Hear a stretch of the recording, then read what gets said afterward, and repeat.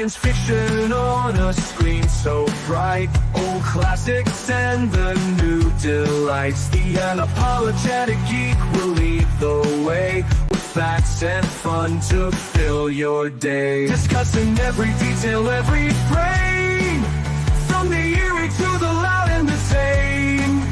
Gig along with all that's great, those Sunday vibes you can't debate. Tug along with the Sunday crew, geeking out is what we do. Giggle on, it's gonna be great. Don't be late, let's celebrate.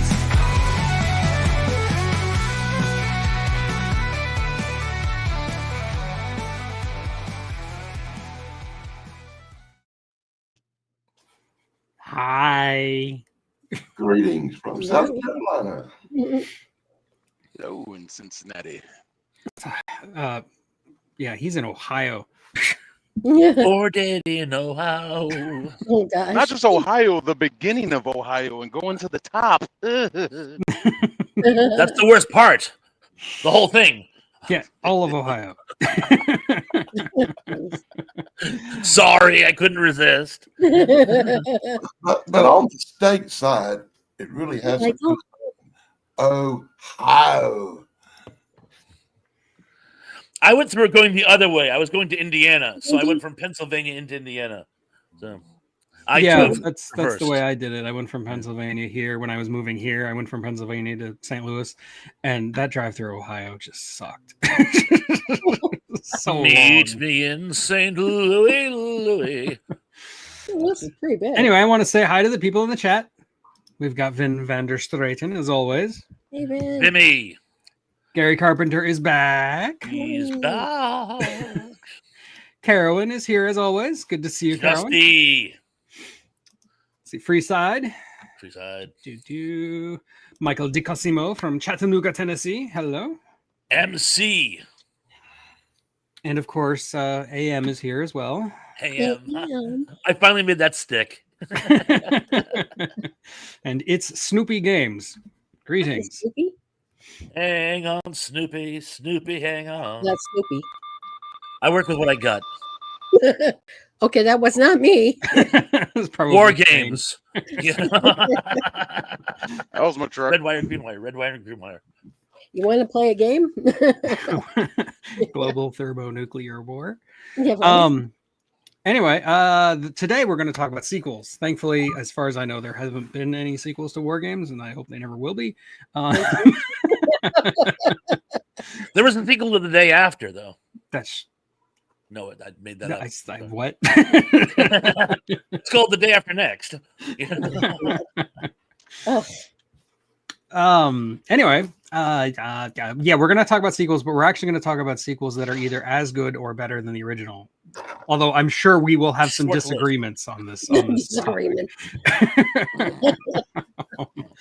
But for my list, I actually made a lot of obvious ones, so I'm hoping the rest of you have more obscure ones. So I'm going to start with the easiest one of all. I think the one that we'll all probably agree on, and that's Star Trek II. Hey, let's took You mine knew that was mine, boy. You knew I didn't have that anyway. I was always planning to start with it. I knew it. Look, I've been a defender of Star Trek: The Motion Picture as a Robert Wise movie, as a science fiction movie, but as a Star Trek movie, I agree it's not that great.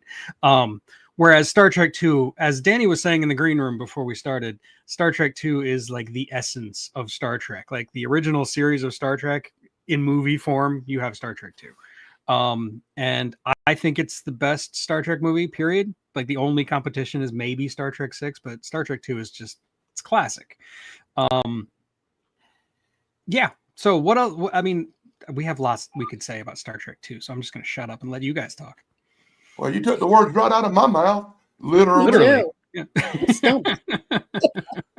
Now, the thing about Star Trek 1 is it's not a bad film. No, it's just not a particularly interesting film. It was almost like they were trying to reinvent it, and they didn't know how to reinvent Star Trek. They tried to make it a little more heady. It's like what made Star Trek fun was that was humor and action, and there simply is no humor in action in Star Trek 1. When they went back to basics, it's like, yes, this is why we love Star Trek. But again, it's got Persis Khambatta, who was amazing. There is the great chemistry but between the cast members. When McCoy goes into his rant about he was drafted, I mean, that's some great stuff there. It was fun. But again, I don't want to be too mean to Star Trek 1, but Star Trek 2 is definitely far superior. Yes, agreed. And just like you said, I think Star Trek: The Motion Picture is actually, it's a fine movie. It's decent. There's nothing that Yeah, wrong with it's it. a good piece But of as a Star writing. Trek movie, it just doesn't work. Mhm. You know what Definitely. killed it? I don't get me wrong. When Star Trek: The Motion Picture come out, I loved it. I thought at least it was something new and it was something Star Trek. I did not like the way they went with the look of it, trying to go more like 2001: A Space Yeah, Odyssey. definitely trying to be Okay. Trying to television. reach for that futuristic look. And the biggest mistake I think they made were changing out the uniforms so much that they become drab and boring. It was Colorless. Yeah. It brought down the whole tone of the movie, the lack of color. When Yeah, they even the whole bridge, the Enterprise bridge was like completely colorless. It was like sterile. when they reinvested in Sterile. throughout the con, the uniforms were red, the action was out there, and everything looked bolder and more colorful. And that's why it helped lead to a better movie, I think. Agreed. Mhm. Yeah. And it's so And rare also, to you have William Shatner and Ricardo Montalban trying to outact each other. It's great. Montalban, man, con. dude. Winky and leather, baby. But my favorite factoid about Ricardo Montalban, and it's actually said right before he had played Khan in the series, he had hurt his back, and he manned through it, but he was actually in agony. That's why he didn't do a lot of like action. But when he swaggers, he has his hand on his side, like, you know, Puss in Boots or something very, very regal, very cavalier. And it was because he was in agony and he was trying to hold his Oh, spine wow. together while he was walking. But he And- made it work. That became like an affectation of his character. Yes, Yeah. exactly. It's amazing, and it shows how truly professional Montalban was. Now, In the another thing- original script for Star Trek Yeah. 2, he and Kirk were supposed to have a sword fight, like an Errol Flynn like sword fight. But Wow. if you actually watch the movie, they're never in the same room together. They actually never met on set during Wow, the I didn't production of know Star that. Trek Another 2. thing, real quick, is Ricardo Montalban. If you notice in the movie, the dude is so jacked up for somebody. Yeah, that's not a fake chest piece. That's his real No.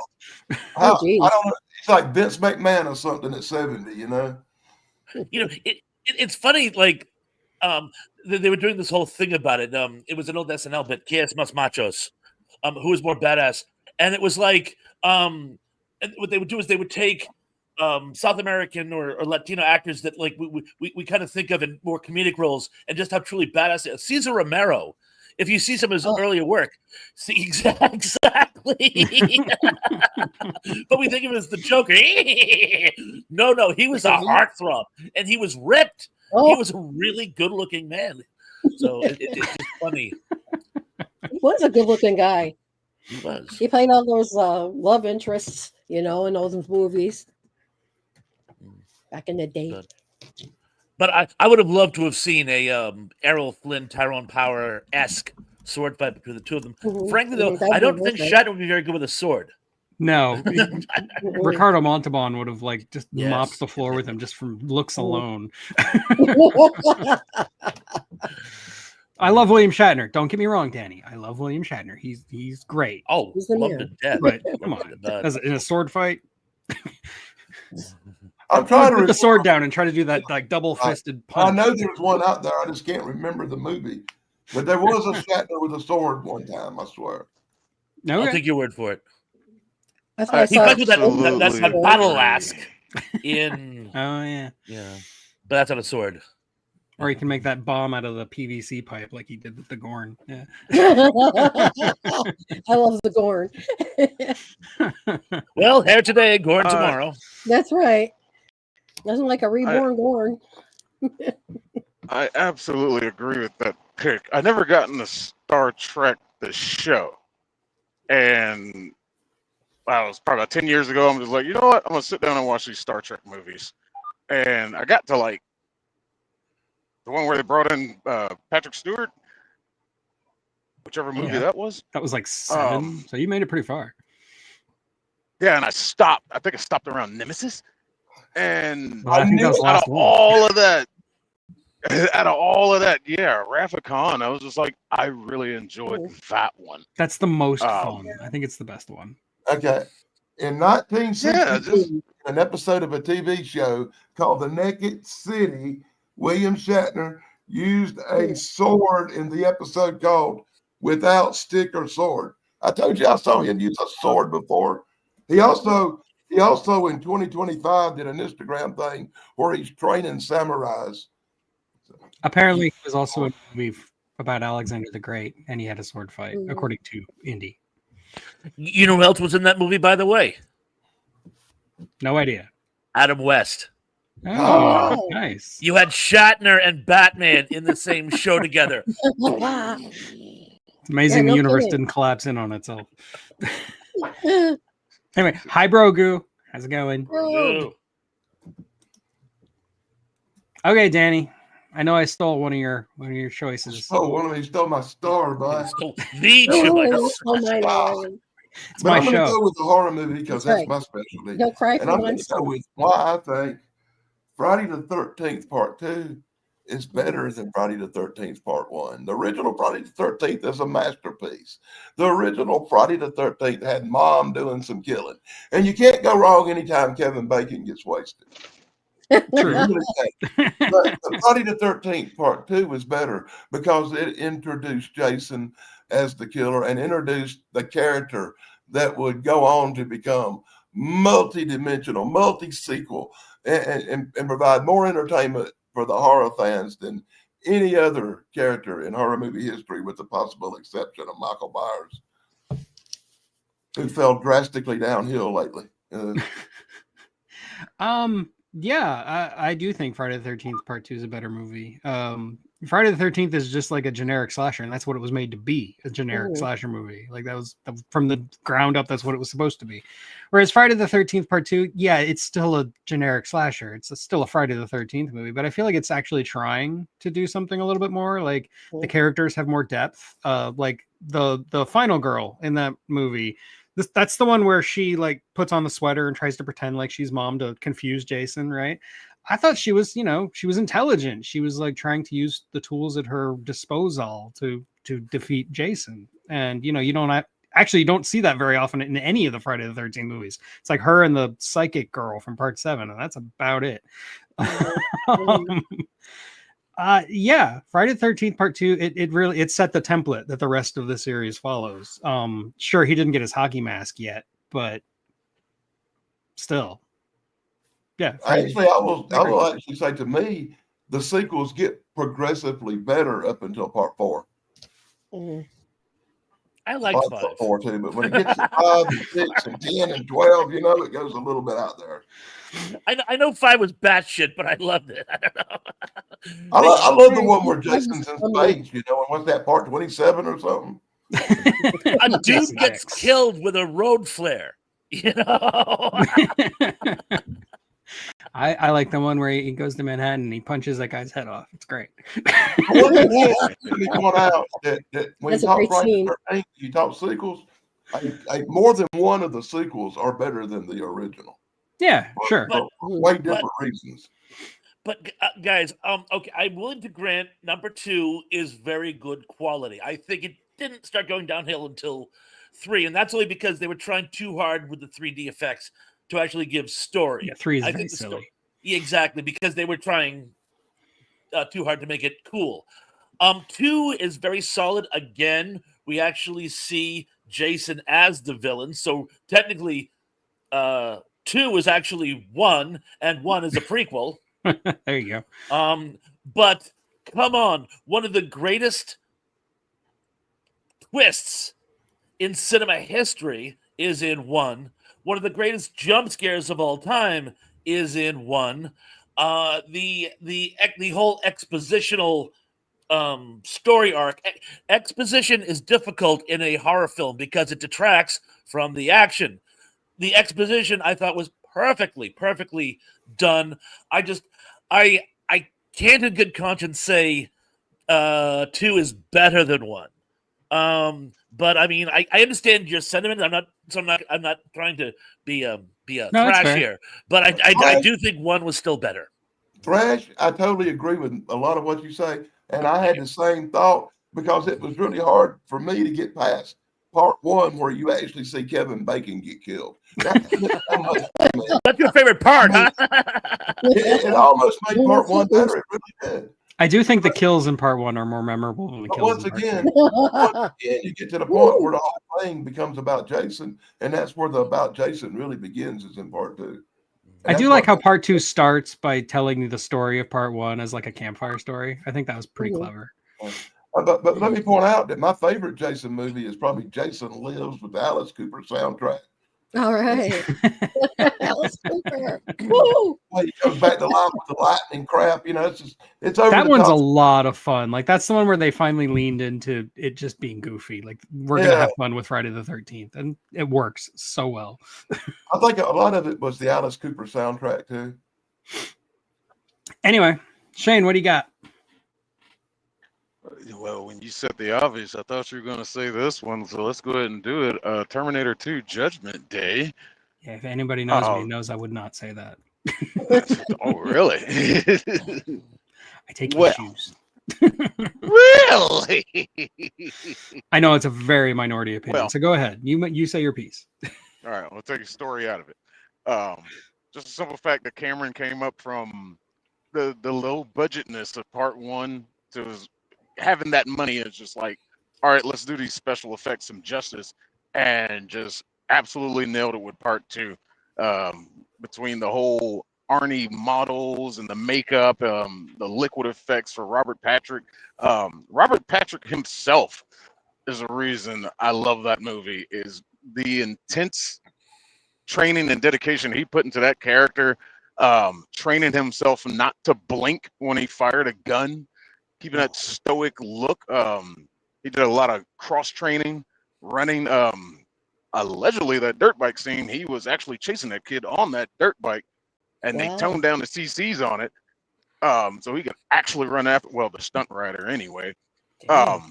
Allow the practical stunts that were done, the stuntman that jumped the motorcycle off the canal, whatever, spillway, Yep. them running that tow truck off of there, even though there's a mess up right there when that thing's total. But anyway, we don't talk about that. But Car physics in movies, you know.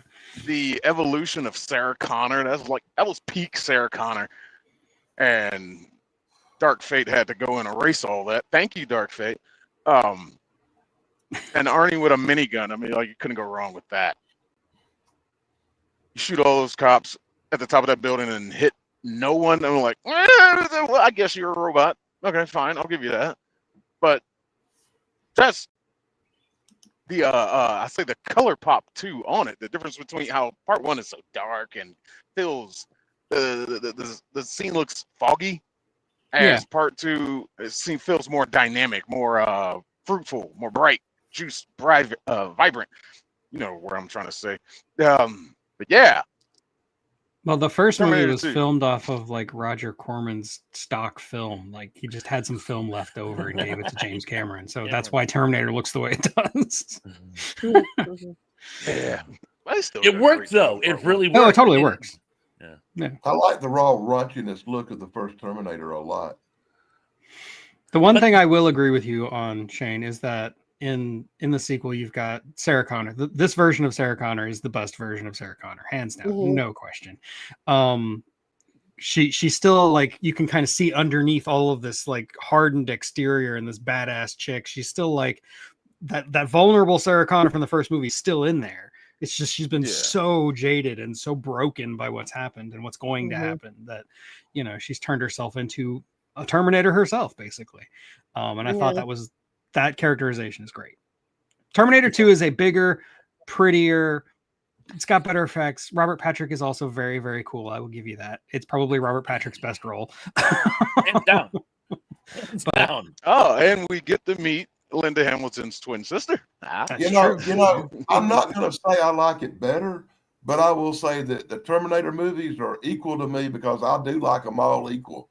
I I Can't cannot pick say one that. more than the other on them. I really can't. Ugh. Well, one thing is the scene, and Joe Morton is a hidden gem in the film. I thought he did an outstanding job in that film as well. The scene though where Sarah goes rogue and she breaks into his house to kill him, and he thinks it's just a robbery.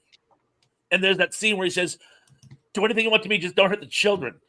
And it's like all of a sudden she was in Terminator mode, but she's still human, and she clicks back in, and it's just like, and Right. that scene is just so powerful and outstanding, and you don't expect something like that in a Cameron film.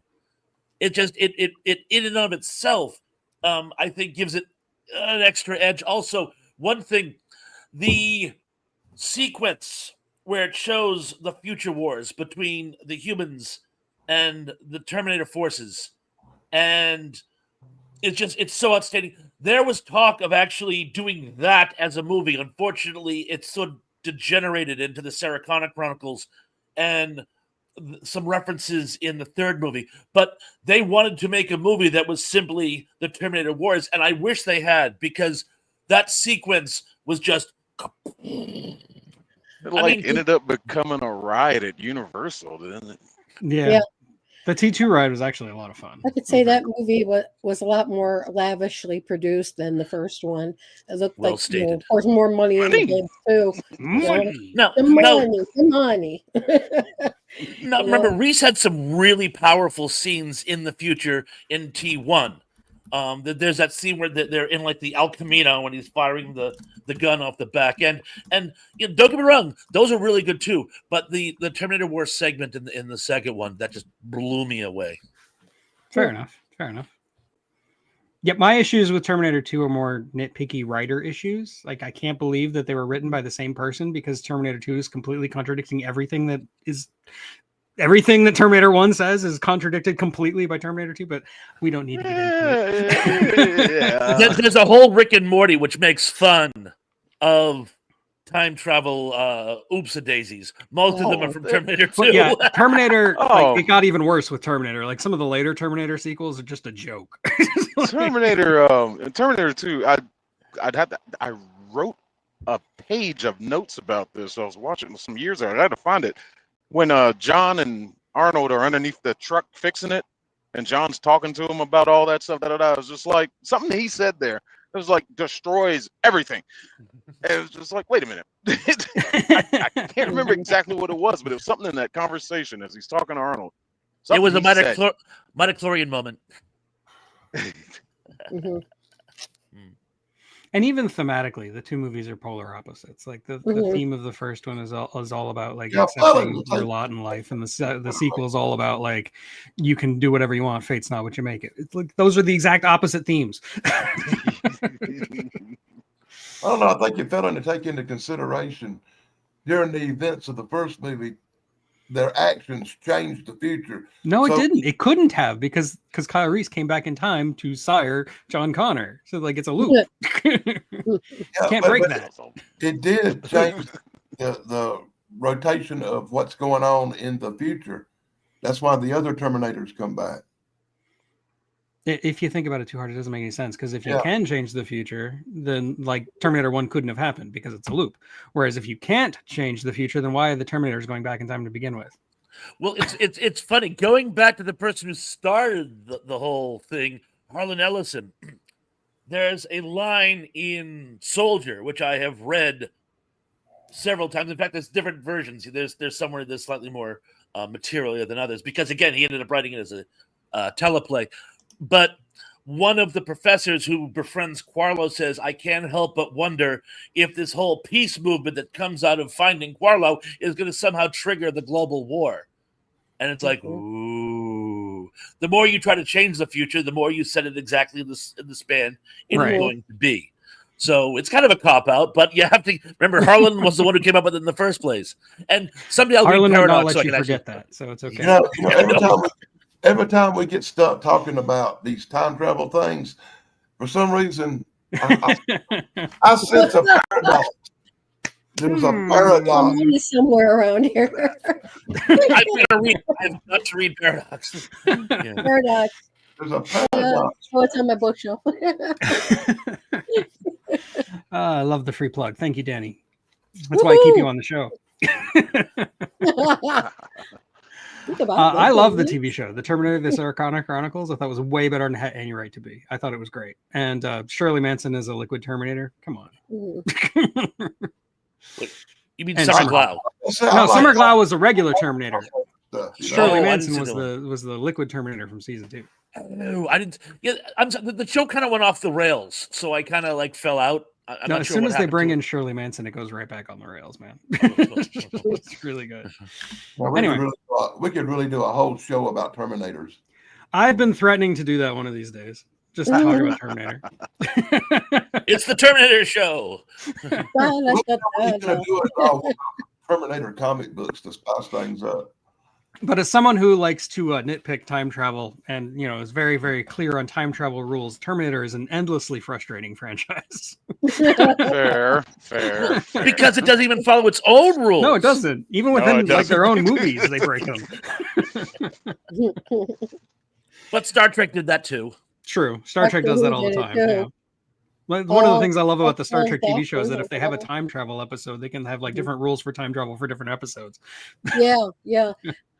That's what I noticed about Doctor Who too. It's like we're not supposed to, like, according to I guess the doctor thing is you don't mess with what's are happening, so you're changing the trajectory of the year or the time period. Right. But somehow it does. It goes back on itself and its premise. It's like, well, okay, then you save these people. If the doctor saved people from the Daleks or Cybermen, guess what? That's a change of the way it probably would have regularly have gone down if he was not there. Most definitely. But I'll grant it's hard to set a story in a universe where like you can't change the future. Like that makes it very hard to craft a story where you're like you can't actually change the universe you've set the story in. So as somebody who has tackled with that problem, I understand it. Okay, so what do you got, Thrash? Oh, I'm up. Oh, cool. Yeah. I've been having fun just interjecting. I am going to go with one of my more obscure ones first. And I'm going to do one. This is actually from my childhood. I'm going to go with Breaking Bears 2 in Breaking Training. And the Bad News Bears, I'm dating myself, but the Bad News Bears was like this iconic movie when I was a kid about it was sort of like the Mighty Ducks in the 70s. It's about a little league team that's going nowhere, and because they find a coach, they're actually able to become a good team. The first movie, though good, was kind of dark for a kid's film. Walter Matthau plays an abusive alcoholic. There's a lot going on that this isn't a kid's movie, although in the 70s that was a big thing, so it kind of was. But but the Bad News Bears in Breaking Training was more of a comedic romp. It's a road film. William Devane is far more approachable than Walter Matthau. Don't get me wrong, I love Walter Matthau, but Butterman was not a nice person. And it feels more like a kid's movie. So I remember my mother took me to see it when I was like 10 or 11. I forget. I was a kid, and but I remember saying that I liked it more than the original, even though it didn't have Tatum O'Neal. Yeah, not Tatum O'Neal. I thought it had Jodie Foster in it. As soon as I said Tatum O'Neal, I meant to say Jodie Foster. Thank you. Yeah, the little girl down the lane. I can honestly say that I despise both them movies equally. Fair enough. I've only ever seen the first Hold one with back. Walter Matthau. I've never seen the sequel, so I have no opinion. Oh man, Bad News Bears goes to Japan. Come on now. Tony Curtis. I deliberately didn't bring that one up, but I knew that one wasn't going to fly big. That's why I did it. Usually, But I congratulate you on bringing up two baseball movies that I actually have seen. Where's Indy when we need it? Not Indy. Where's Superplex when we need him the most? He always says I never talk about sports. Calling them movies the sports movies is loosely calling them movies a sports movie. No, Trace, I didn't catch it. Did you see either one of them when you were kids? We were Yes. kids. Oh yeah. Which Grew one up did on you those think was movies. better? I like the second one. Well, there you go. Remember what I was telling you the backstage first one, about he's kind of rough. Matthau. Mm. He's kind of like, Oh, would you say, Dan? I'm sorry. Okay, Dan, speak. Oh, I said, remember, Tug, I was telling you about a 12-year-old girl's list of movies? Yeah. That would be on it. Bad News Bears, really? Yeah. Now, Tracy, you finish. What were you saying? No. I was just gonna say something stupid, but no. Yeah, no, I like that movie. I thought that Walter Matthau was just as rough as Tom Hanks was rough in the League of Their Own. League of the, yeah, thank you. Yeah, I couldn't Words are hard. right there, and I couldn't vomit it out. But yeah, no, I appreciated that movie, but I like the second one better. I think he just gelled better. That the actor played the William coach in Devane. second. Yeah. I like mhm. William Devane, but I've never seen that movie. So Yeah, he's a little bit more approachable in that way. But it was like seeing Matthau was like him spitting and scratching and doing the things that Tom Hanks. It's like, Well, the okay. thing where he throws the beer in her face and she Mhm. makes her cry. I'm like, dude, it's a kid's film. What are you doing? I was a kid when Yeah. I thought that. You Yeah, know, stigmatized me for a moment. abusive alcoholism isn't something kids find entertaining. You know, especially in the 70s. Come on. different Walter time, man. Matthau in that movie was the only part of it that even seemed real. I I mean, must you're not say, wrong. I knew a lot of men like Walter Matthau in the 70s. I'll give you that much. Me too. I did too. Oh, my dad's friends were like that. Anyway, I got to say hi to a couple of new people in the chat. We got Form Content or however you want to pronounce it. Roger Blair. Not sure if I said hi to you yet. Slasher Fred. Good to see you again. Kirst is here. Ah, I don't see him anymore. There was somebody else. Oh, Snarky's here. Hello, Snark. Mark, I love you, girl. Snark. I think I got everybody, but if I missed anybody, sorry. It's hard to keep up with the chat and the topic at the same time. And according to Indy, those movies were PG. I'm sure today they come with like a disclaimer in front of Yeah, the right. Disney Channel or something. Everything in the 70s. Problematic was a behavior. disclaimer. When I say kids, I meant like, the sort of 9 to 13 age bracket, not little kids. But when they came out, I was actually old enough to go see them even by myself. But like I say, Breaking Bears, I keep saying Breaking Bears. Bad News Bears 2, Breaking Training felt more like a movie that kids would enjoy. But It's like the kids grew up and started selling meth, Breaking Bears. The Bears. I'm calling it lemonade this week. That's funny. that actually would work, because Little League teams travel. Mhm. So you Yeah. can smuggle the meth in with their equipment. There you go. See? Oh. There's something to that. You need a Gatorade bottle saved. If we keep talking, we're going to get spotted on by the FBI. So I think we That's stop true, that's true. kidding here. I don't know. We're just spitballing screenplay ideas. Yeah. Yeah. Anyway, Tracy, what have you got?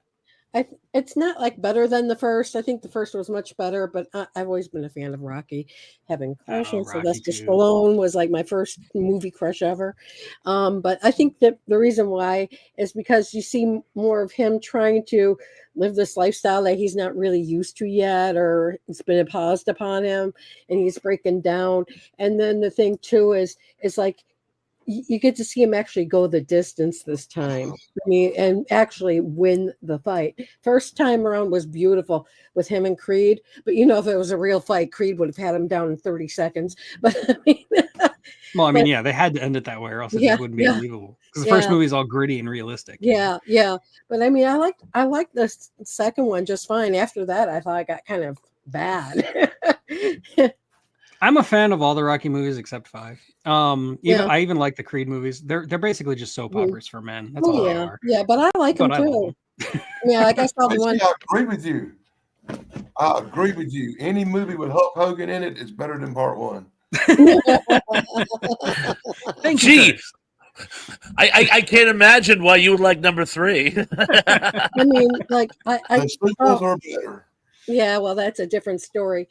But I mean, I'm just saying, in general, I thought that stupid robot was unnecessary. Well, yeah, the robot was very dumb. Yeah. I mean, where did this come from? It's like more. 3 is my favorite. Oh, You know, it's like, what the hell was that? But I mean, I like the one where eventually you find out. Spoiler alert! That Adrian passes, and that really broke me up because at that time my mom had passed away in real life too. So it's like, oh, did that movie tear me up another? I mean, I was sitting there crying, but you wouldn't. I didn't expect her not to be in there. I love Talia Shire. I think she's one of the best actresses ever. Oh yeah, she's great. And she's in The Godfather and stuff too. Mm. Which I'm pretty sure we'll talk about. Ironically, I love the Rocky movie, but it was for everybody else in the movie but Sylvester Stallone. Big Burgess Meredith fan. Everybody else was much better. Even the guy who played Polly, the little goopy guy, is even better than Stallone. And all he was really good. And all the sequels were better than the first one. Okay, even Felicia Rashad, who's like a bit part as Apollo's wife, she's great. Yeah. Wasn't she in the second one? Yeah, she's in the second one, and then she shows up again way later, like in the Creed movies. But yeah, she was in I think Rocky 2. Yeah. But one of the things I like about Rocky 2 is that Apollo Creed becomes a more rounded out rival. Yeah, he was almost caricature, almost like two-dimensional in the first one, which is fine. Which you can have two-dimensional villains, but the best villains, the best battle arcs are when you can empathize with both sides. And as he was a much more rounded adversary in the second one, I thought that made the second one a better film. So and it culminated with them in the third movie sparring in the ring with the Eye of the Tiger playing. It's great. Well, and they become friends, which does happen with rivals. Awesome. Yeah, I noticed that. Yeah. Fraser Some of my best friends are former enemies. In fact, I think my enemies are better people than most of my friends. No offense. I don't know. I learned that lesson in elementary school. I got into a giant fight with this kid that I hated. I couldn't stand him. We fought over a girl. I don't even remember what happened to the girl, but we became best friends for like years. Oh, there you go. It's like me. I wasn't necessarily in with the in crowd per se in high school. I was more part of the artsy fartsy crowd myself, being punky and everything else. I was one of the weird one girl who was a part of the in crowd. She was a cheerleader. I never really liked her at all in high school, but all of a sudden we're really, really good Facebook friends, and we can't live without each other gossiping about this one or that. I mean, it's up into our hatred. You know, I was enjoying that. And yes, Cursed, we have talked about Terminator 2. Yeah, so it's your life changes and you get older, blah blah blah. And according to Indy, Felicia Rashad was not the wife in the second movie. I mean, I know she was Apollo Creed's wife later, so maybe, maybe I'm just getting confabulated in my brain. I know it was the first. I do that all the time. Was playing the wife in the first movie, but it wasn't her. I don't know. It was. Indy will probably look. Felicia Rashad came in Creed. Oh, she wasn't until Creed. Yeah, okay. It's that movie ruins the entire Rocky timeline because for the time period for Creed to be as old as he was, it's impossible. Yeah, true. Very true. Like I said, if it was a real fight, man, Creed would have had him in the first 30 seconds. Yeah.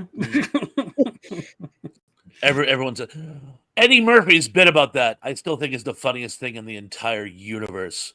Look. The little Italian guy messing with the black dude, and it's like, look, we all loved Rocky, but the truth of the matter is, I could rip you in half. We all did not love Rocky. I just love that Eddie Murphy bit where the guy he's trying to cut him some slack. Like, look, man, I understand. We all love Rocky, but sorry. Politically incorrect humor, I love it. Okay, well, it is now my turn again, and since I already mentioned it, let's go ahead and talk about The Godfather. I mean, it is the thumbnail of this Never video. saw it. No, you never couldn't finish it. Don't do that to me. And of course, yeah, The Godfather Part 2 is great. I'm really talking about The Godfather Part 3 being one of the master classes of. No, I'm just kidding. Let's not say that you can't take back. I do actually believe The Godfather Part 2 is better than the original Godfather. No slight against the original Godfather. It is a classic piece of cinema and one of the greatest movies ever made. I just think Godfather 2 is a little bit better. You've got the whole arc with the brother. Why can't I think of his name? Fredo. Thank you, Fredo. Don't be That whole afraid. arc, you're breaking my heart, Fredo, and he like you're actually seeing the corruption of Michael Corleone becoming the Godfather. Mhm. It's a great inverse hero's journey. I think it is, like I said, I just think it's a better movie overall than the first movie. So there you go.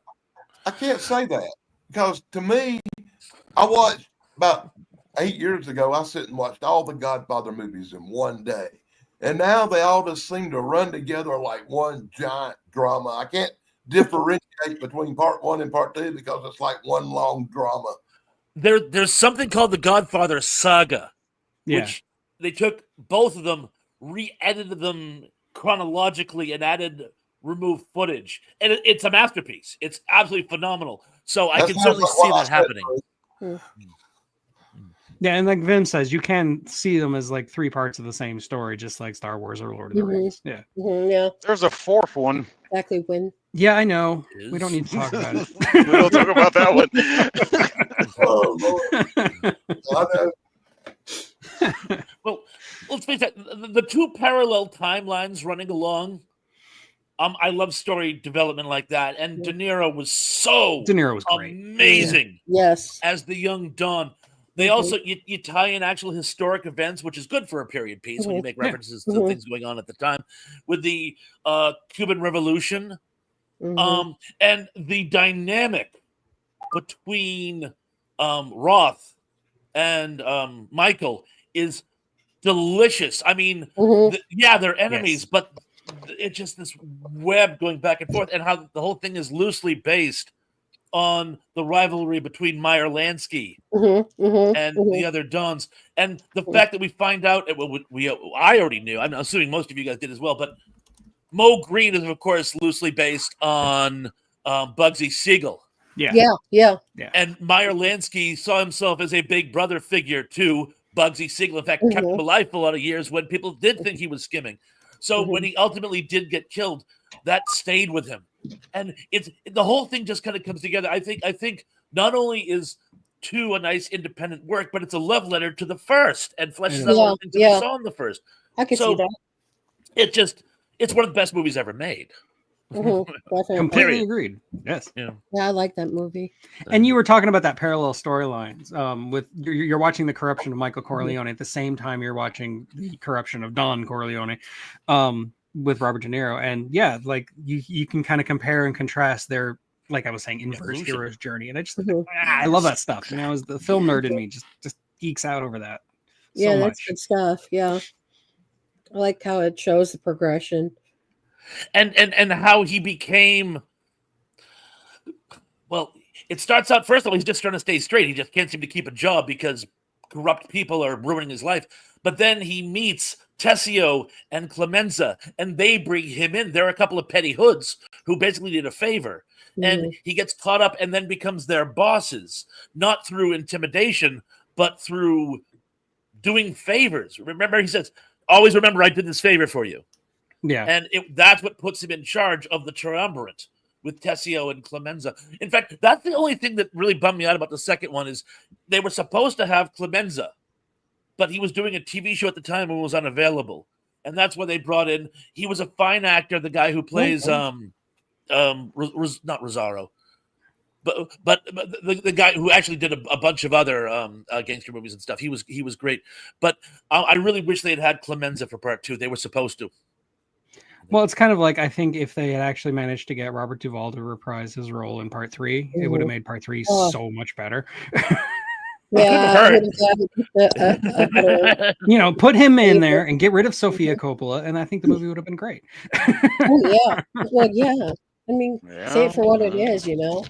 I mean, a lot of these Nepotism movies is a do- thing. Yeah, I know. Yeah, very. And she big did thing. turn out to be a good director. She's just a Director. horrible actress. Yeah. She's a good director. One of the worst actresses to ever live. That's some stiff competition there, There are lads. some stiff competitions. I agree, but Wow. Dayton, Ohio. Ohio. Ohio. Shane is still in Ohio. Danton, Okay, Dan. Danton. Oh, sorry. What else you got? Me? Yeah, you. You see, I'm torn because if I don't bring up this movie, somebody else will. But I really want to do this one because of personal reasons. So I'm going to go with my number one choice here. And people are going to disagree with me. But I like the movie Tremors 2 a lot better than I like Tremors 1. I'm a big fan of the Tremors movies. I like them all. Everybody on the panel probably hates them all. But I like all the Tremors movies. But part 2 is a lot better than part 1 for one main reason. You know what that is, right? No Kevin Bacon. All the That's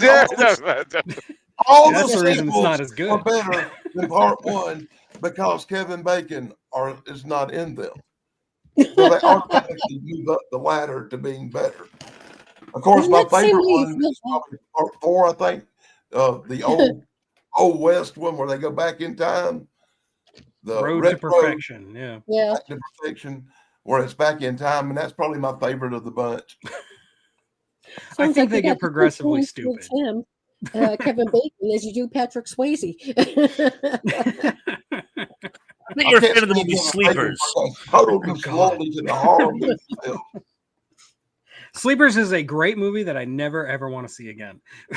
It's so painful to watch, but Kevin Bacon plays such a horrible person. he I is figured Dan so would love it evil. for no other reason alone. Kevin Bacon's actually a great villain when he plays one. Like there's one where he's like a Whitewater Rapids and he's like a scout leader, but he's like he's one of those things we can't say on YouTube. Yeah. Oh yeah, I forgot that. I like any movie that Kevin Bacon does not survive being in. Oh man. Did he insult your family or something? You hate him more than I hate Mel Gibson. You know, it's like Oh my gosh. She made me go to the theater 36 times to see Footloose. 36. Oh, no. your mother, your first girlfriend. Girlfriend. Yeah, mother couldn't have done that. 36 You know? times? I'd kill myself. Guess you don't like Kenny Loggins either, then. I'm not real fond. I'll be honest with you. I'm not real fond of dancing. Well, I could not have imagined that, Danny. for years I hated Patrick Swayze because you know how many times I was dragged to Dirty Dancing by one young lady or Oh, God. another.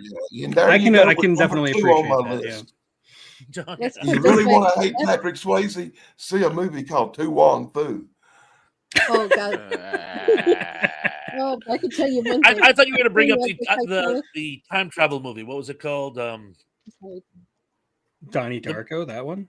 Yeah, I thought he was going to bring up Yeah, Donnie because Darko. he is again one of those things we can't say on YouTube in that movie. Yeah. So scary. Years ago I worked with a guy who was afraid of him because he watched Donnie Darko. He was like it was like my wife with Ramses from Game of Thrones. It was like somehow Yeah. See, like me, it's like I was dragged to see Titanic so many times, either by friends or my mother, my grandmother, that I just started rooting for the iceberg. I mean, come on, movie. Let's I get went on up to the movies that give me trauma today or something. it wasn't an iceberg. It was a German secret weapon they were testing by the Kriegsmarine for World War One. But I thought that was something Danny was supposed to say. Iceberg, please, iceberg. My money is on you, dude. I have since come around and have learned to appreciate Celine Dion, but when Titanic was coming out, I was really hoping her heart would not go on anymore. Thank you. I have yet to reach that point. Yeah, well, to Yeah, each their that's own. funny. I think I have a lot. I don't necessarily appreciate Celine Dion's music, but the stuff that she's been through in her life and has managed to come back out swinging is beyond admirable. Yeah, that's beyond So- words. I think we come up with the topic of a future show. Movies I never want to sit through again. I don't have that kind of time, man. If I ever do a 24-hour stream, we'll get you back for that. Oh, we should do that. That's fun. mercy. Okay, so I will just say I disagree with Danny. the original Tremors is better than Tremors 2, and I just sorry. I don't hate Tremors 2, but come on, come on. I've only seen the first. That Kevin Bacon's in that, man. Yeah, and I love Kevin Bacon in that. He's got the most quotable lines. This show is becoming third degree of Kevin Bacon. Yeah, really. So okay, See, I Shane. thought that too because of my first choice with the Friday the 13th thing. That's why I kind of leaned into sticking with the Kevin Bacon hatred thing. Let's see if you can do it for a third round. No, the third one I've got. If nobody gets it, the third one's just really, really good. Oh, okay, cool. All right, Shane, what do you got? I'm really curious to see if he brings up a sequel movie that Kevin Bacon wasn't in that was in the first. I'd love to hear that. My next. Hello? Hello. What? Hi. Yeah, you're up. Oh, I didn't know if my audio went out and I'm in Oh, no, we can hear this you. horrible city. Second pick, I'm gonna go with if you know about it, Selena 2, The Reunion. Now this one didn't have. No, it's not a movie. Des- I'm gonna go with Desperado. Ah, there we go. El Mariachi sequel. Yes. Ah, It is so hard to find that movie El Mariachi. When I finally found it and watched it, I was just like, really? Because I didn't know that was the first movie in that whole trilogy. And El Mariachi is it's more comical. Yeah. And it's Robert Rodriguez himself doing this. And he stepped back for Desperado to become one of the brothers and let Antonio Banderas takes the lead. And just the more serious tone that was going on in Desperado, and they connected the storylines. It was like, okay, I see what you did there. The gunfights, I mean, undeniable gunfights. We get a Heck yeah. one of the first roles of Danny Trejo. Mhm. If I remember correctly, he was in it. He was like just supposed to be like an advisor for the Mexican gangsters or whatever on set. And he just stand off He to the was a side, and Mexican somebody. They were trying to get the guy that was supposed to play the knife thrower. They were trying to get his tattoos right, and it was like, no, I wanted to look more like that guy. And they pointed at Danny, and they went over to him, and it was just like, how would you like? You ever done any acting? Da da da. It was like a little bit. Da, da. When you been in the movie, and he's just like, well, what are my lines? He's like, you don't have to say anything. He's like, oh, cool. He's like, just be menacing. But he did it, and that movie like launched his career. And undeniable Selma Hayek. Mhm. Yep, as Indy points out. That's all I gotta say. Yeah, Selma Selma Hayek. Two of the best things about that movie. And that guy, I can't think of his name, but the guy that plays Mucho, the villain, his brother. I've seen everything I've seen that guy in. I love him. And yeah, Desperado is my pick. So, Yeah, I love Desperado. And I remember when I first saw El Mariachi, I'd seen Desperado first, just like you. And then I Yeah, had to track same down here. El Mariachi to see it. I was like, where's Antonio Banderas? I was like, I need Antonio Banderas. This doesn't work without him. This is goofy and stupid. I love Desperado. Oh, and how can I Desperado's- forget the guitar case full of the weapons? guitar case? Yeah. That's like the whole shtick. And Cheech Marin. Cheech, And of course. And I have to say, I love that movie because it gave me my first founding hatred for Quentin Tarantino. The man Yes, can one of can us. direct. He can come up with some stories, but when it comes to acting, he needs to go sit down somewhere and stay sitting there. Stay away from the camera. He cannot act. Nope. Mm-hmm. I don't think he can direct either, but that's just me.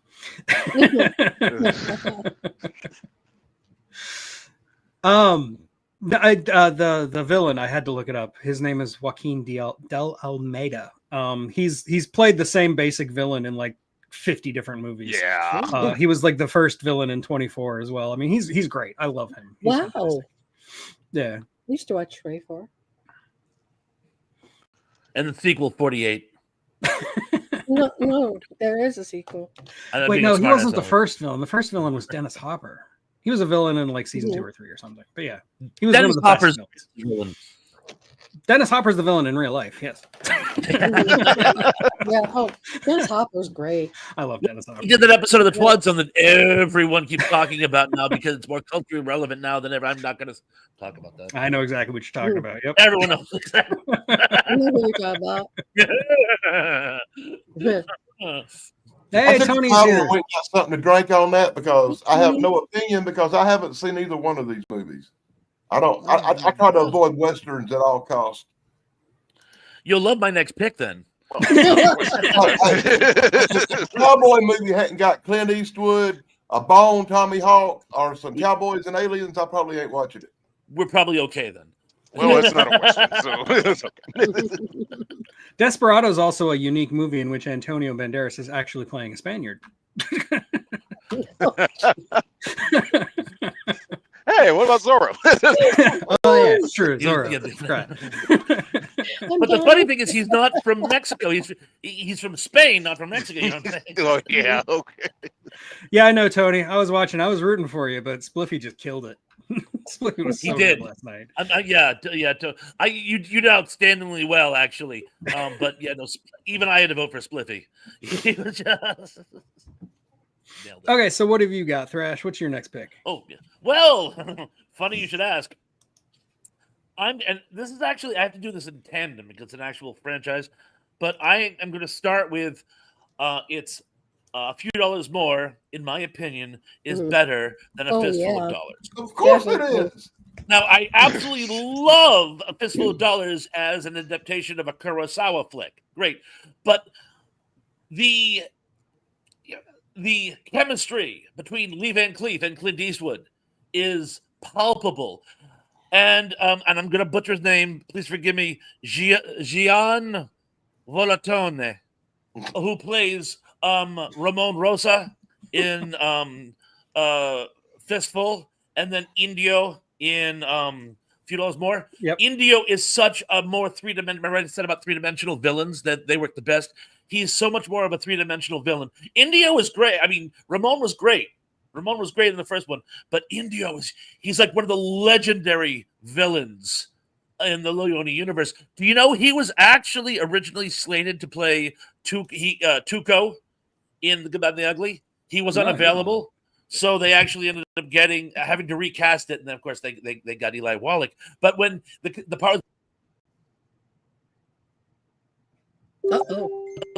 from characters from What the heck Few is More into The Good, Bad, and the Ugly. You might want to repeat that last part because your audio cut out. Yeah, for just a sec. Oh, I'm sorry. Not your fault. When Leone was conceptualizing The Good, Bad, and the Ugly, he wanted to have all three of the primary characters from A Few Dollars More and make it the triumvirate. Right. Mhm. It was going to be Lee Van Cleef, Clint Eastwood, and Gian Fontana. He was unavailable, so they recast him. Oh. And I thought very well because let's face facts. Eli Wallach steals the he's so movie good. in The Good, Bad, and the Ugly. Yeah. Mhm. And while we're on the subject, because I mentioned it was going to be a franchise, the masterpiece is the third in the trilogy, which is actually a The prequel, first. Yeah. The Good, the Bad, and the Ugly. So it's almost like it's a masterpiece in reverse order. It would, Hey, I So that's totally my agree pick. with you, Thrash. I really do. Everything That's you a said good is one. like the words right out of my mouth, and I thank you for picking a couple of westerns that I actually seen. Those are good ones, though. Those are like primo. I Yeah. absolutely adore A Fistful of Dollars, but I do think Mhm. it's undeniable that A Few Dollars More is just like it's like a whole different dimension. It's like it's adding so much more to the story. Yeah, that's like So that the cherry. on characters top. are a lot more dimensional, whereas in the first movie they're all basically just cardboard. And I really love the way the spaghetti westerns have that gritty look to them that you just don't get from nothing made in the United Mhm. States. Really Yeah. don't. Absolutely. I love a good spaghetti western. So, yeah. Thank you. Home run, Thrash. Good job. Let's go. It would have been more appropriate for me to say that last time, but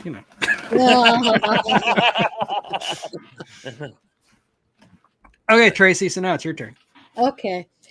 Basically, I like any of the Batman movies with the exception of Michael Keaton playing Batman. I like, or Michael, yeah. Wasn't he like the first? Yeah, he was the I first. really did not like him playing Batman. I thought like Val Kilmer or someone was a lot better or somebody like that. What? Yeah, I'm not. You're blowing our minds, Tracy. Well, I can't help it. I just think Michael Keaton was better in, like, a movie like the one where he was in with Shelley Long and the Fonz. I can't think of the name of Night Shift. Night Shift. Yeah, yeah, Yeah, he was better in that movie, but I never pegged him for being any kind of like superhero, like, ever. yeah. Okay. That's just my take. No, no, you're entitled to your opinion. This finally happened. Somebody left me speechless. I didn't think that was possible.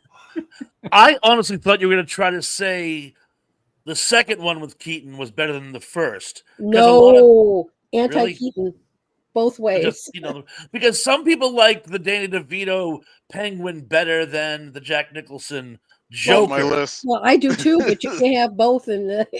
So you're Yeah. going right past all the Keatons, because I would have agreed with you with the second one. Maybe at least you would have a valid argument, but I'm sorry, Tracy. I love you, but I can't go with Val Kilmer over Keaton. I just I can't do it. know. Well, I mean, like, and I'm saying anybody else besides Keaton. Uh-huh. Keaton just is more of a comedic actor than a superhero to me. He just comes off like, like a Robin Williams type. I never think of him in the same vein as being like, a superhero like Christopher Reeves or George Reeves. They Batman also has Adam this West. long history with camp. Like, Adam West was not. I love Adam West. Come on. Even though he was they in really, also like, the big guy, I still think, Adam West is my Batman I grew up with. So nobody could do him no wrong. And same with Captain Kirk. He's, Shatner's only Kirk I know. Go ahead, They Shane. also doubted Bruce Willis as playing John McClane for Die Hard because of Soap, and he set the standard for the pay scale for action movie heroes Totally. coming Yeah. off of a comedy. Yeah, okay. Okay. You see, now you're enlightening me. And Bruce Willis. But if also you don't like Keaton. if you don't like Keaton, that's okay. That's Hey, okay. you're allowed to not like I Keaton. think It's okay. I like him in different stuff. I liked him in Mr. Mom, but I didn't like totally different genres. I totally disagree. I think Michael Keaton was probably the best Batman outside of Adam West that ever existed. He was really Yeah. good. I don't know if he was Yeah, good, but- I like him so much better than some of the later dudes that played Batman. See, I the did problem not with like me. Christian Bale. The problem with me is Christian like Bale's great. I see him as two different characters. There's Batman and there's Bruce Wayne. what I And I'm like, meant. you asked me to pick the best Batman or the best Bruce Wayne. It's gonna be two different answers. Yeah. Oh yeah, and it's easy. Everybody's entitled, And I do agree, Keaton's not the best Batman. He might be No. he might be the best Bruce Wayne though. I really like him as Mhm. Bruce Wayne. Yeah, that's a whole different story. And they should have done him like the Hulk, Bill Bixby, Yeah. Banner, and And then put Lou Ferrigno in a Ooh, Batman Ferrigno costume. Ooh, I wonder. Ooh, that's kind of a. See, that's what I'm That'd be talking angle. about. I You know? just don't think that he was meant for Batman. Bruce Wayne, yes. Batman, no. Fair enough. Fair enough. That's my opinion, though. No, you're allowed. And if we do want to talk about Batman Returns, I will say it has Michelle Pfeiffer and Christopher Well, she's Walken. Yeah, she's cool. Yes. I like her. She's cool. So there's definitely an argument to be made for that. There's never been a movie of hers I've never liked. So she's always. I'd done have to good think, stuff. but yeah, nothing comes to mind right away. She's really Dark good. Shadows. Oh yeah, she was in Okay. the Never movie. saw it. but I don't know. Okay, A weird never saw movie. that. I've seen the TV show, but never, or the soap opera, but never the movie. I Hey, fell in love with her when she did Into the Night with Jeff Goldblum. I just want to She point was out for the so record weird. that Indy made a typo. It's Kevin Conroy, not Kevin Conway. Oh. Indy made a mistake. He's not Uh-oh. perfect. He won't be able to sleep tonight on account of that. I know. It's gonna Oh bug him. God, the poor guy. Poor guy. Sorry, Andy. I love you, dude, but don't stay up for this. Okay, so it is my turn again. So I am going to. From Russia with Love. I think it's Yeah. Dr. No. Yeah. I don't even think that there's a debate there. Dr. No is a great movie for what it is, Mhm. but Russia. after you've seen other James Bond movies, it's a slog to get through. And Yeah. I don't love it. I think it's fine as a James Bond movie, but From Russia with Love is so much better. From Russia with No, Love is like a, everything about it, from the it's writing got to the sets to yeah, everything. and the whole like the thing that most of Mhm. it is set on a train. It's like an old Poirot with James Bond in it. I mean, come on, Yeah, it's so good. yeah. I like that fight on top of the train as it's moving. It's wonderful. And Robert Shaw is so scary. He's one of the scariest Mhm, villains in mhm. all of Bond. And he's not even like a big villain. He's just like he's a henchman more than anything else. But Mhm. he's so scary. Mhm. Now, And for- help me out here. I haven't seen the movie in ages. He was initially one of those German super children, but was taken by the Soviets and trained as an agent. Is that how yeah, it works? basically, Oh. yeah. Okay, So thank you. I that's haven't the seen the movie in idea. years. Yeah, Yeah. which I thought was a great premise. In fact, don't they recall that premise for a less successful James Bond movie, View to a Kill? Yeah, they do. Whoa. They recalled it for a less successful Captain America movie called The Winter Soldier too. Hey, that's also on my list of better sequels. Hey, that's on my list too. Well, there goes mine. Let me scratch another Yeah. one off. But yes, Doctor No is a great Bond film, but From Russia with Love is a superior There's Bond like, film. So yeah, yes. yeah. From Russia with Love is more classic than No. And when you consider at the time they didn't know it was going to be like the longest franchise in film history, I mean that may have been the last Bond film if it wasn't so good. Yeah, exactly. Yeah, yeah. I mean, all Cubby the Broccoli did have eyes on like it being a huge franchise. Like when he Mhm. signed all these actors, he signed them for like 6-picture deals, which was unheard of back then. Mhm. So yeah, they were hoping for that, but they didn't know it was going to happen. And if From Russia with Love had been a flop, there wouldn't have been a Goldfinger, which Mhm, some may say mhm. was a good thing. I like only Goldfinger. I'm like, leave Hey, Goldfinger. I love all the James Bond movies pretty much equally, except for Moonraker, which I think is a little bit above all the rest My of them. favorite one. My favorite Oh, one too, no. for some reason. I She guess doesn't have because- braces, Danny. because I know that the end of that movie is a Mandela effect, and the chick had braces. Gary says he met Richard Keel. Apparently, Richard Keel's a really nice guy. That's what I've heard. I never. Wow. That's so cool. Moonraker was one of the sillier Airport ones. Road. I will grant you that much, but I loved it. My dad took me to see it at It's the drive-in. definitely better than A View to a Kill. Oh, Oh, I wanted to like that one so much and I couldn't. Or that You know? last Pierce Theme. Brosnan one with Madonna. That was so Duran bad. Duran. I had a thing Oh, I for love the Grace theme song. Jones, Yeah. so I Yeah. really wanted to love You to a Kill, and I just Yeah. couldn't. Hey, well, take note. Just because Moonraker is my favorite Bond movie, don't mean Roger Moore is my favorite James Bond. Mhm. My favorite James Bond is Pierce Brosnan. I think Well, Pierce Yours Brosnan hasn't was a been. great Bond. He I just grew didn't up with have the a great Remington movie. Steel thing, so I guess that's why. I'll No, always I be- actually completely agree. Pierce Brosnan is I think the best choice for Bond. I Since just my don't think he dad ever worked got a on the movie that really like titles- played to his strengths. my There's dad a little worked like on the titles shines for of it here those. and there, but Oh, sorry. yeah. You know, Sorry. to me, he was always James Bond before he was James Bond. Yeah, same. See- My mom used to watch Remington Steele all the time, and she would always See- say, "This is James Bond." I'm like, "Yeah, that definitely looks like James Bond." See, my dad actually did the titles while he was on when he was on set with Maurice Binder. You know, he was under contract with them over there, and I've always loved Sean Connery, and that's kind of like who my heart goes to is Sean Connery, because I figure those were the movies that my dad did the titles for. You know, after that, Wow, Tony. No, my dad did a It's lot really of funny a that lot with of all the early Sean ones. Connery I've seen and how much I love Bond, that my favorite Sean Connery movies have nothing to do with James Bond.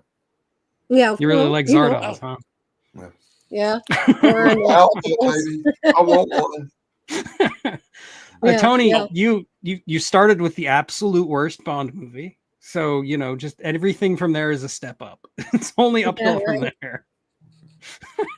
Oh, He's only seen Die Another Day. Like it's the Vin only made- Bond movie he's ever seen. That's Vin crazy. mentions the Lebensborn babies. Those were a thing, but there was that mythological idea that those were just regular babies of German ancestry. They were actually experimenting with genetics. It was sort of like a precursor to the eugenics wars in Star Trek. The idea that they were actually manipulating to make super babies that would create super soldiers for the next wave of imperialism. So it's sort of the extension of that. Is what if I remember correctly. But still, go ahead. We're coming up on the 30th anniversary of the eugenics wars.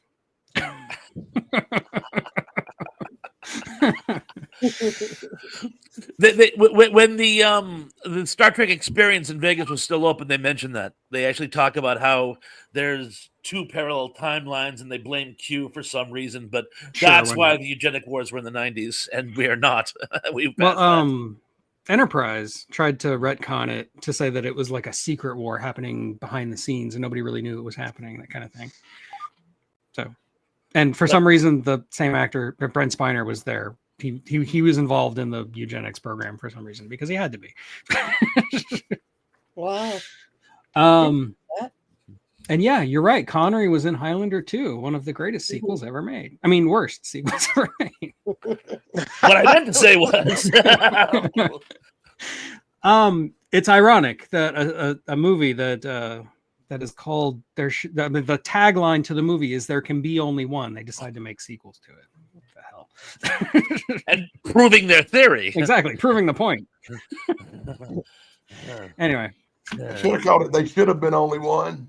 There should have been only one. Yes. Pretty sure I titled my video on those sequels that. Okay, Dan, what do you got? All righty. Let me get the list here. People's going to disagree with me on this, but this show's been too agreeable because I've agreed with most of everything said, and people's agreed with me, and that's just not working for me. So and it's going to surprise me if anybody at all agrees with me. But I'm going to make the statement in my mind that I think Psycho 2 was better than the original Psycho. And nobody's going to agree with that. But Psycho 2 definitely was better. Not just because it was in color, not just because it was basically the carrying on of the Psycho story, but it was better because of the twist and the way it was presented and the only thing better about the original might have been some of the direction, because Alfred Hitchcock was a genius. All I can say is I've seen both, but I only remember the first. Yeah. Dan, I'll give you this. I didn't think you were going to have a worse take than Tremors 2, but you have succeeded. Well, like I said, I didn't expect nobody to agree with that, but for me, it was a better watch. I enjoy Psycho 2 better than I enjoyed the first one. I mean, you're entitled to your opinion. Psycho 2 just feels like it's trying too hard to be an 80s slasher movie. It's not like living up to what Psycho was at all. Yeah. I mean, it's better than Psycho 3. There was that 3. But it was hard to beat Psycho 15. Actually, Psycho 4, which was like a prequel, was actually pretty good. I mean, I'll give them full marks for effort. They were really trying. They just, in my opinion, well, like I say, I saw it and have no recollection of it. It just didn't land with me. So it's right up there with City of the Dead. You know, it's like. And poor Anthony Perkins. He spent his whole career trying to not be Norman Bates. And then he completely ran out of money. He was like on the skids basically when he agreed to do Psycho 2. And you can see it in his performance. He's so resenting the fact that this is the only thing he can do. Oh man, I think that helped add to it, made it more real. He's such a good actor too. Was he? It's bad when I pick stuff to the list. Anthony Perkins had some good stuff. Yeah. But let's face it. I think Psycho was his best film, and probably because he just leaned into it so much. I think it was. I'm not saying he's a psychopath. I'm just saying the part really worked for him. Sort of like James Dean. A lot of people say James Dean was such a great actor. No, he wasn't. He was great in the roles they put him in because they were tailor made for James Dean. He had very little width. So I think Anthony Perkins just happened to stumble into a role that he nailed. But I don't think he. I mean, I've seen him in some of his other movies, like Tall Story and stuff like that. I mean, they're not without their charm, but you know, Rod Steiger, he's not. No, I wouldn't put him in the same category though either. Apparently, Anthony Perkins was more of a stage actor than a movie actor. So, and I never saw any of his stage work, so I can't speak to that because I'm not old enough for that. I wasn't too rich enough to buy the tickets. Yeah. He was also so far in the closet they were finding skeletons. Well, yeah, there's that. But like most people who were closeted in Hollywood back then, it was an open secret in Hollywood. I know. Okay, Danny. I got nothing else to say to that. So Shane, now it's your turn. I picked it because I knew people would disagree. And we did. In Vehemently. droves. I was tired of all the agreement going on here. I tired of everybody kissing each other's ass up over here. Well, You're funny. Danny will disagree with me on this one, but I'm going to go with Halloween Kills because He deserves whatever just happened to Nah. him. the impactfulness of this. No, I gotta go with this. Might be controversial. Y'all, some might argue me on this one, but Lethal Weapon 2. Oh. Let me tell you what. Yeah. Diplomatic come- immunity. That's why. That's part of it. Lethal Weapon 1 came off like kind of, it felt like a generic yet a structure that a lot of movies bounce off of. Two mismatched guys got to work together, be partners, and they, Buddy cop. form Yeah. a bond and save the day. I like Lethal Weapon 2 more because, all right, we got them established. Now let's see them further down the line in action. And like the opening scene with the flamethrower guy is just like, was hilarious. Just dealing with the whole situation, take your clothes off, run out there, flap your arms like a chicken. It was just like, well, you got Danny Glover to do that.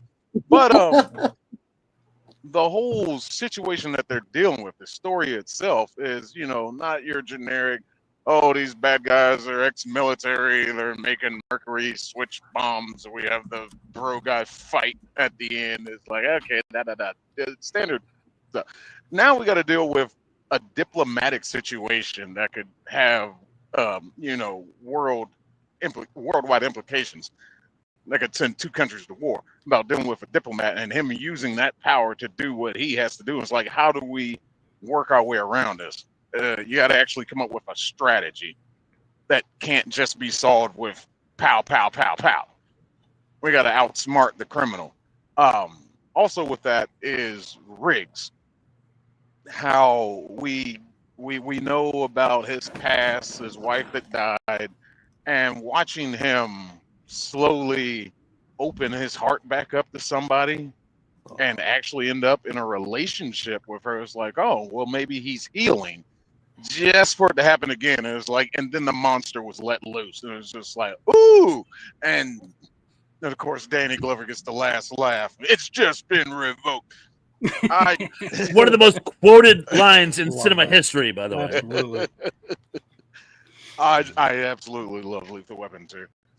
I absolutely agree with you. God darn it. I hate being agreeable today. but to be honest, I like the later Lethal Weapon movies with Chris Rock in them a lot better. Oh than God. Okay. No more. I find them a lot more entertaining when Chris Rock joined the crew. I can't go with you there. You know, I hate Mel Gibson with a fiery passion and will not retract that. That being said, I think he was at his best in Lethal Weapon 2. That takedown scene where he's like quoting, he starts by quoting the Three Stooges.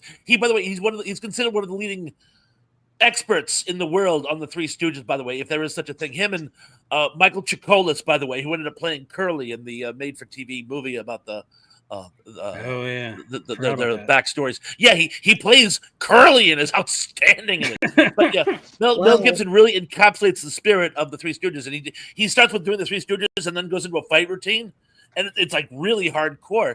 I thought he did a very nice job in the movie. I love the dynamic, the chemistry between him and Danny Glover, and then with the addition of Joe Pesci, which I didn't realize how much that was needed until it was there. And it's like finally you have comedy, drama, and farce. You have all three of them put together, and it creates a triumvirate that is absolutely outstanding. I mean, speaking of quoted lines, they fuck you at the drive-through. I mean, Joe Pesci. Well, yeah, really. totally. So, yes, and I and didn't mention Joe Pesci. Okay, yeah. So yes, Okay. I will grant you. I think 2 is actually better than 1. I agree with also Yeah. agree. I love Lethal Weapon 1. I think it's fantastic, Mhm. but Lethal Weapon 2 is just it's more Yes, refined. yeah, It works a yeah. And lot. let me point out that when I was talking about Chris Rock, that was called sarcasm. Yeah, I got it. I got it when you did that. I kind of figured. I kind of figured. Just want everybody to know. You're not completely hopeless, Dan. Good job. Completely. How Is rude. 2 the one I where Murtaugh's son has a friend who gets shot and killed? Is that the second one? I don't remember. They all That's run the together in second my head. They kinda do. No, that was part 1 because he was standing on the bridge when he got the phone call on his car cellular phone. That, if I remember correctly, I think that happened in part 1. Yeah, I can't remember honestly. Now I got to watch them all again. Well, I'll watch the first 3. Won't watch the 4th one. I'll give Chris Rock one credit for part 4 is when he's in the car with Danny and Mel, and Pesci pulls up like, oh, what did this perp do? And he just goes off on him. He's like, oh, I'm just a black man in the back of a police car. You assume I'm a criminal, and that just goes off of him. And just the whole, look at this badge, look at this gun. He's like, hey, calm down. I love that scene. The rest of Her that movie boyfriend- can. Her boyfriend gets wasted in part 1. Okay. Well, it was part 1. No, Yeah. crap. Thank I you. forgot that too. Joe Cousin Oliver Pesci. The kid is shot in the 3rd one, according to Indy. Whatever. It It happens in all of the movies. Wow. Poor Robbie Wrist. I know, right? Poor guy. Although could have been worse. Could have been number 7 from Married with Children. 7. Yeah. He stopped acting altogether. He did. I think he Of works the at a 2 Walmart 7s now. that were on TV back then, he was definitely the worst. Yeah. Career never had a chance. The bomb on the toilet, that's the 3rd one. I remember that one because they filmed it at Orlando City Hall, which is really close to where I lived at the time. No They blew up way. the old Orlando City Hall for that. Anyway, Mm. Lethal Weapon 2, good choice. I do completely agree. And Thrash is right. I quote Lethal Weapon 2 so much, especially at the drive-thru. Okay, so Thrash, what is your next pick? Well, your last pick. You and Tracy get to go one more time. Are we going to do another one, by the way? Yeah, we're going to do this again. That'd be We fun. almost have to. But for my last pick of the day, now, as I was just talking about, I absolutely hate Mel Gibson with a fiery passion and will die on that hill. So what better choice for my last choice than The Road Warrior versus Mad Max? Okay. On my list. A On my list. love to Mel Gibson. I'm sorry, he's just such a great actor. I can't really. But anyhow, now don't get me wrong. I absolutely love Mad Max. It's a wonderful film. I'm not Australian, so a lot of the cultural references go right over my head. But it's just so well put together. It's very, very authentic. The villains, they're a biker gang with an insane leader. I can believe that. I mean, it's just very, very approachable. And he is a renegade cop and opinions divided. Is it right after the atomic war or right before? But either way, Australia's economics is collapsing, so the police are just so overwhelmed they can't cope. All these things aren't all that far-fetched, and it's about a cop who is wronged and goes on a quest for revenge. What could be more approachable? It's like literally something out of an old Western. I absolutely love it. But what I really, really, really love is The Road Warrior. I love every scene in that movie. I love every character in that movie. It's one of the most entertaining films ever made. And even though it's really high action, high entertainment value, the story is really, really solid. It's not like one of the where it's like all flash and no substance. There is equal elements of substance and style. It's one of my favorite all-time films, which triggered not only the exploitation obsession in America in the 80s, but it galvanized America's obsession with post-apocalyptic literature. And at that point, I will leave it to you folks. No, I mean, I think it's hard to argue that Road Warrior isn't far superior to the original Mad Max. And like you, I do appreciate the original Mad Max, but it's kind of clunky because it was made by a first-time director who, had like $10 to his name. Yeah. I've talked to some of my Australian friends about this series, and when they talk about the original Mad Max, and I ask them, "Do you think it happened before or after the apocalypse?" So they're like, "In rural Australia, it doesn't make a damn bit of difference. Like, that's just the way it is there." Yeah, Badlands.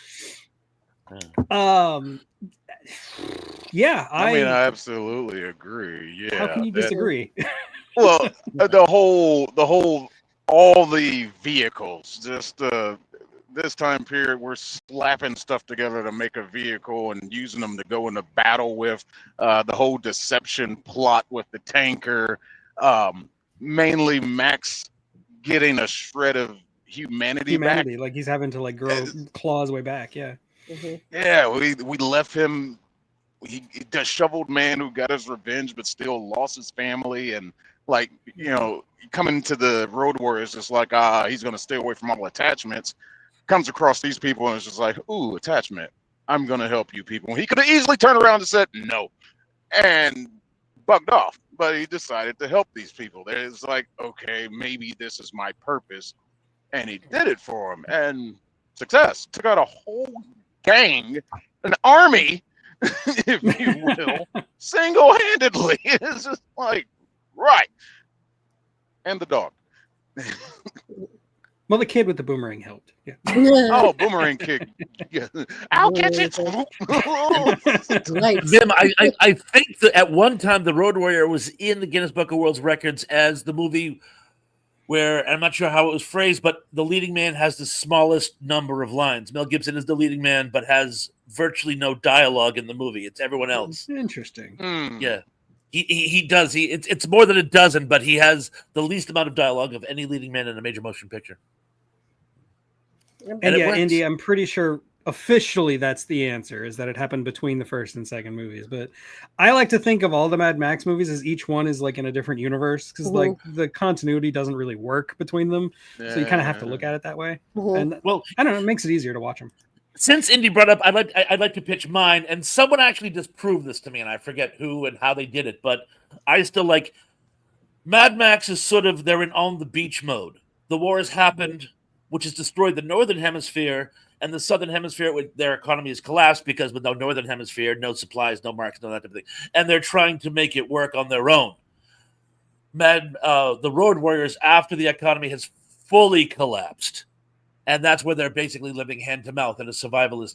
But the war actually happened before the first one. That's why the first one is dystopian. The second one is post-apocalyptic. And we all know the differences between those two.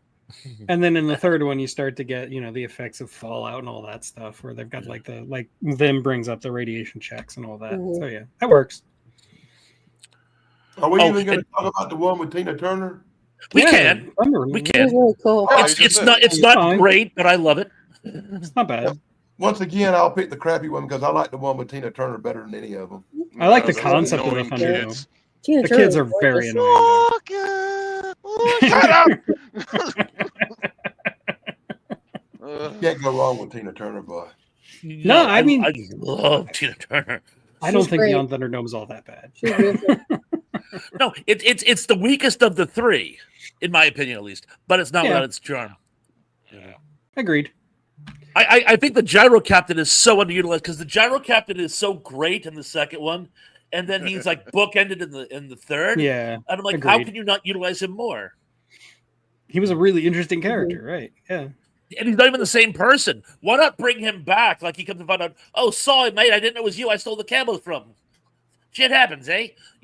But no, he's two totally different people. I think it would have been ironic if we found out it was the Gyro Captain. Well, Tony agrees with you. He thinks Beyond Thunderdome is his favorite. So, fair enough. I got my last one. Yep. Your last shot. What do you got? Empire Strikes Back. Oh, there we go. The most obvious one. Yeah, I think. Sorry, I just think that one's a lot better than the first. The first one was so slow. I fell asleep. when it first aired in Chicago, my dad's ad agency got tickets the first day it came out, and here I am, like not even a half hour into the movie, and I'm like snoring. But when The Empire Strikes Back came out, I was like glued. It just seemed like there was a lot more spaceship fighting and a lot more, graphics and such. There is more action in the second one, and I do think the plot is a little. Somebody bit tell me this. I don't know why, but for some reason, when I watch Star Wars Part 1, it looks a certain way. But when you look at Part 2, it just looks so much more clear and pristine. It's almost like different kinds of film or something. Yeah, it was the same thing. It was Funny. George Lucas was using cheaper stock because American Zoetrope at the time, which Lucasfilm was like a branch of at that point, didn't have a whole ton of money. Like all their money they made from the Godfather movies. That's it. Yeah, That's all the money they had. And Well, he didn't even take a salary. He just And said, also- just pay me in a cut. the of the original product. Star Wars was directed by George Lucas, who was like an indie filmmaker. He didn't really care about things like film stock. Whereas the sequel was directed by Irvin Kershner, who was a professional Hollywood guy. So that's why it looks a lot cleaner. Point. Awesome. So those are some answers to your questions. I really didn't know that. But I I know about always, Kirchner. I I like always that. thought Empire looked better and come off as a more professional movie. Mhm. Agree, because it was.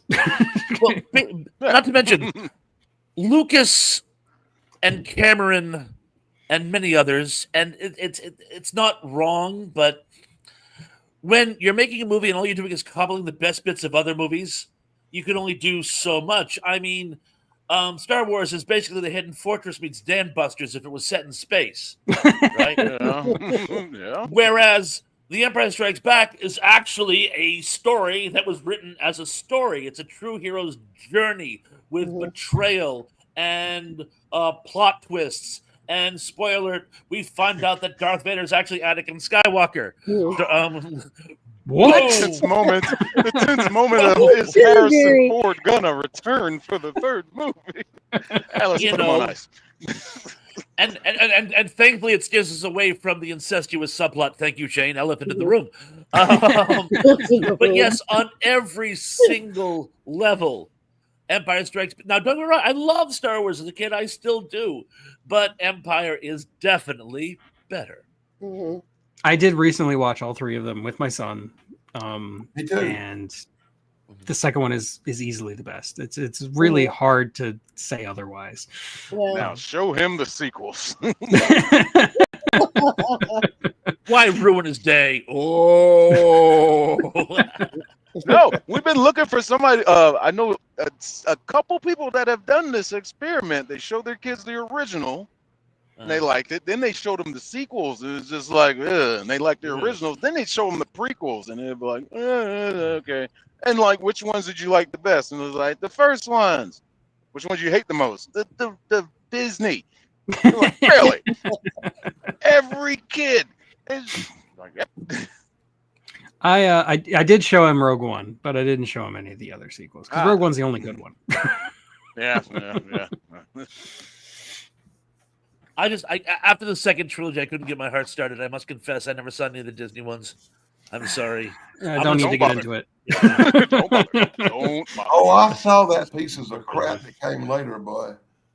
I like how the fan base was completely divided on like The Last Jedi. Like there were some who thought it was like the greatest movie ever, and there were some who thought it was the worst movie ever. And then Rise of Skywalker came out and united the fan base. They all agreed it's terrible. But Tracy, before history rolls over it, outstanding choice, Oh, yeah, possibly great the best of the day. Yes. Possibly the best of the day. Yeah. I mean, They that's fly I was now. saving the Was on my list. Damien's gonna be mad. He can't talk about it. Oh no! He'll talk about it anyway. We've brought things back up before, and Oh, we'll yeah, it's again. totally So fine. let, And I let like Damien hearing other talk. people's takes on things. You know. Actually, But I'm when I- actually surprised by how much of my list is that still was the going. first one I put on it, but I tried to stay away from it because it was so obvious. I've Oh, I'm actually got a sorry. couple more obvious ones on here that I'm surprised we haven't brought up, but we'll get to that next yeah, time. I Me got too. one. Me too. Oh, that'd be neat. Yeah. I haven't even talked about my absolute favorite sequel yet. So Ooh. Can't it's a wait little for that sizzle one. for next week. So, Anyway, I wasn't really sure if I was going to have one next week because of Thanksgiving weekend, but I've conferred with the family. We figured out what our plans are. I can totally do it next week. Like I got no other plans on Sunday, so we will be back. Okay, and until then, I'm gonna say, cha. See you guys tonight. Oh, Yeah. Jenny, I do have a Any show. honorable mentions? Tonight. Oh well, We're gonna do another show, so it ain't no honorable. we're gonna do doing another the show show, next so week. no honorable mentions yet. Just our honorable. Honorable mentions. Be sure to pick up Paradox. Ian McGill. See you And tonight, yeah, guys. yeah, tonight. Yeah. There's another Tonight. show. Thrash, Danny, yeah, Sarah. and I'll be there. Thank you and good night.